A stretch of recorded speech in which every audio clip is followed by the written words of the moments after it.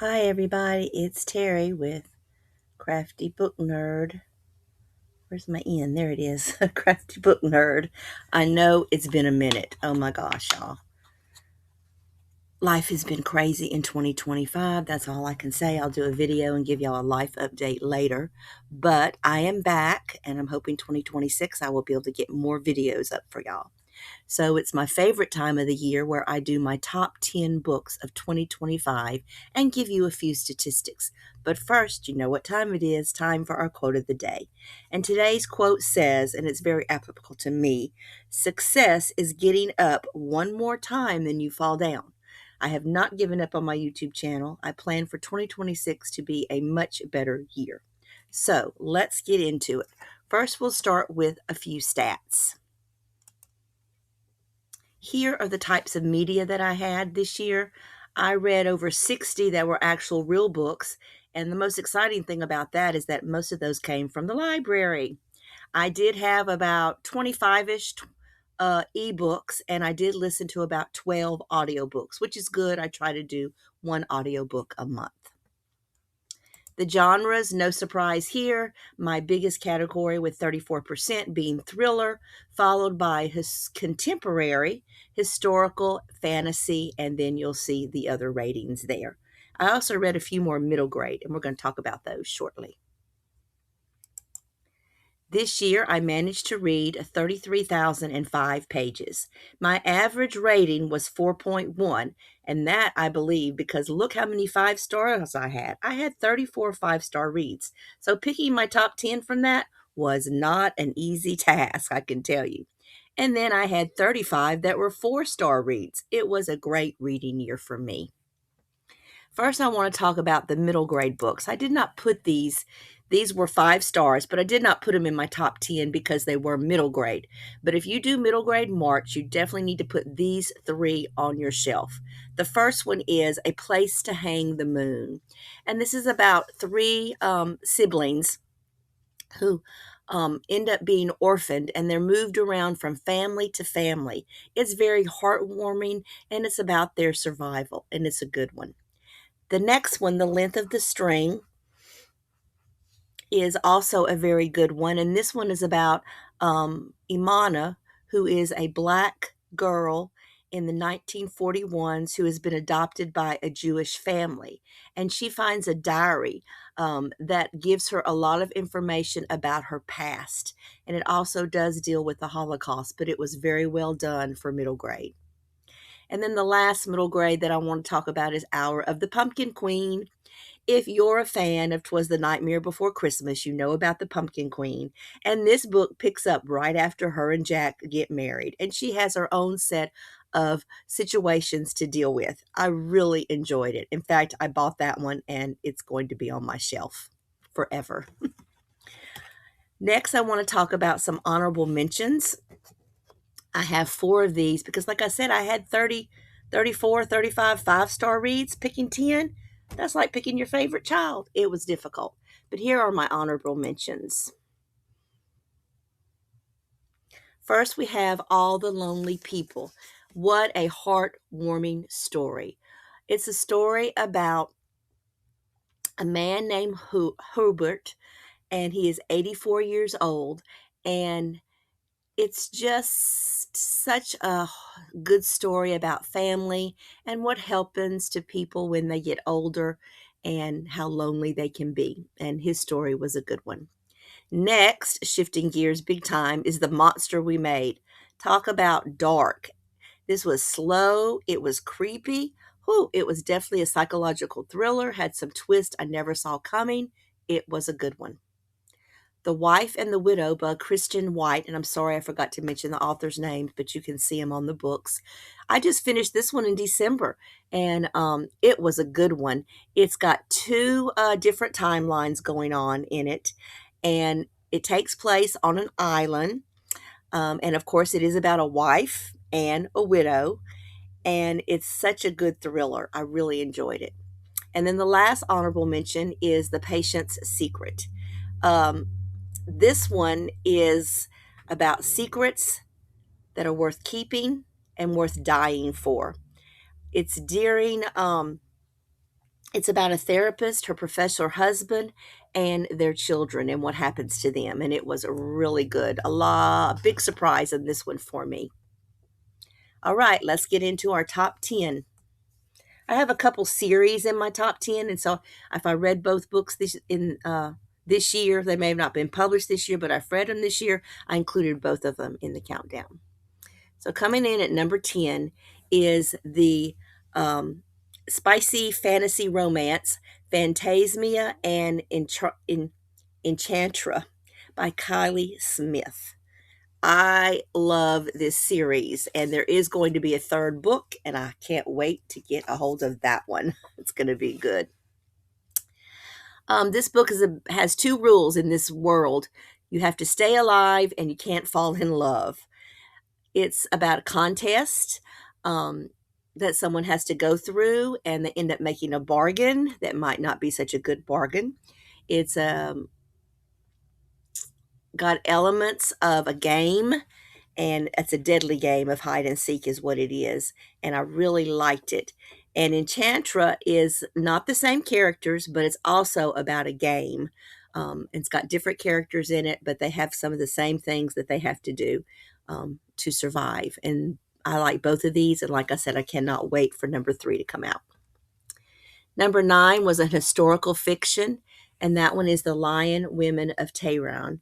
This was very good. It's about two women coming from two different backgrounds, and they end up being best friends. It's about their friendship. It's about feminism. It's about political activism. And it was just really, really good. And I enjoyed the historical part of the book with some interesting facts that were going on during the time period when this book was filmed. Coming in at number 8 was Jodi Picoult's Mercy. Now, Jodi Picoult is an author I'm trying to read to zero, and this is an older book of hers. This one actually came out in 2001, and I listened to this on audio, and it was very good. It's about euthanasia, and it's about a man who does kill his wife because she is terminally ill. And then we see what develops after that, what happens to him, the trial he goes through, different characters and how they feel about mercy killings. It was really good, and I really enjoyed it.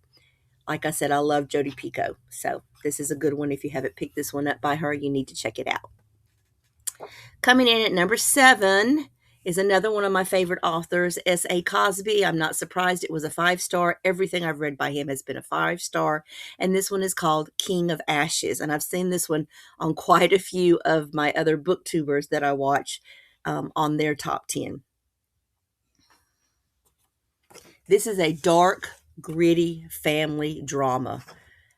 That's about all I'm going to say about it. You just need to read it, especially if you've read anything by him and you like him as an author.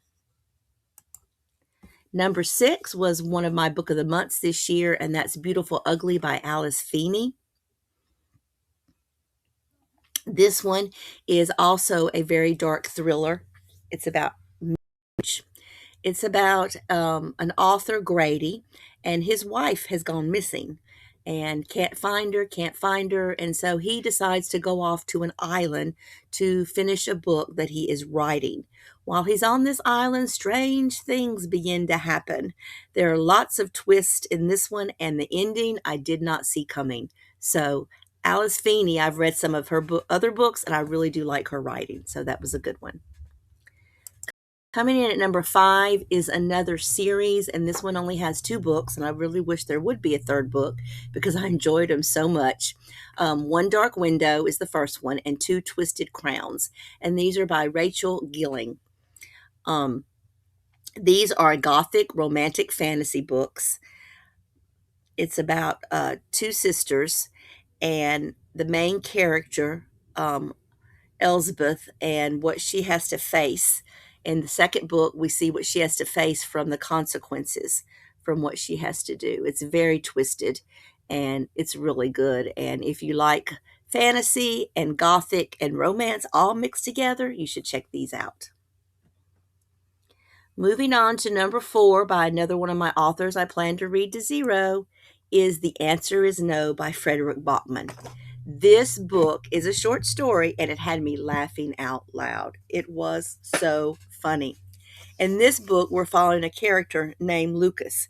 Lucas is a loner and he's happy being alone. He doesn't want to be bothered with the world. Just leave him in his house, let him do what he wants to do. Well, he doesn't like to mingle with other people, but one day everything changes when the apartment board rings his doorbell because of a frying pan. Like I said, laugh out loud. Lucas wants to keep to himself, but the world will not let him. If you like Frederick Bachman, if you want to laugh, you need to read this book. He is also an author I want to read to zero, Frederick Bachman. So good. All right, we're down to the top 3. Here we go. When I saw this one come out and I just looked at the cover of it, I knew I had to read it. And it came in at number 3, and that is Too Old for This by Samantha Downing. Okay, I know we should not love serial killers, but y'all, I love this lady, and she is a serial killer, but she is so funny. It was just too good. It's about this lady, and she's a retired serial killer. Not sure how that works out, Lottie. And she has left the past behind her and crime behind her, and she's just trying to live her life out in peace. But one day, a knock on the door from a journalist who is investigating because she was found innocent, and he wants to know more about what happened with the crimes that she was accused of. Well, he wants to dig into her story and she just can't have it. She cannot have him digging around and poking around. So you're going to have to read it to see what happens to him. Like I said, laugh out loud. So good. And I loved it. All right, we got 2 books left. These 2 could have interchanged places. Number 2 could have been number 1. Number 1 could have been number 2 because I love them both equally. And they probably won't be a surprise. They're on a lot of people's top 10 this year. The first one is Onyx Storm, the 3rd book in the Imperium series by Rebecca Yarros. Whew, of course, it was a big chunker to read, but I did enjoy it. A lot of people did not enjoy this one as much, but I'm still enjoying getting into the world and learning more stuff about the characters and getting prepared for the next book in the series. So in this one, Violet, her training is over. It is time for her to show the world what she can do. And the first thing she must do is she must get some allies to help them. And so she must take a trip. And this trip will test everything she knows, everything she believes, because a storm is coming and she must be prepared. I really enjoyed it. The ending left me like, ready for the next book. So, Onyx Storm by Rebecca Yarros. And coming in at number 1, another series book, and that is Sunrise on the Reaping by Suzanne Collins. In this book, and if you haven't heard about it, you're living under a rock. This book is Haymit's story. I have a hard time with his name. Haymit's story. And what happened to him in the 50th Hunger Games when he was chosen as a tribute. It is so good. I knew just based on the other books that Haymitz had gone through some stuff before he got to where he was in Hunger Games. And in this book, we get such a good picture of what he did go through and how he did not think he would survive, but ended up being a hero. I cannot wait for the movie on this one. I'm telling you, this may be my favorite book in the whole series because it was just that good. I really enjoyed it. And like I said, I can't wait for the movie to come out. So there you have it. My top 10 books of 2025, along with my honorable mentions. Like I said, I'll be doing another video soon with a life update and my plans for 2026. If you've read any of these, I'd love to hear your comments. Everybody have a great day, and I'll see you soon.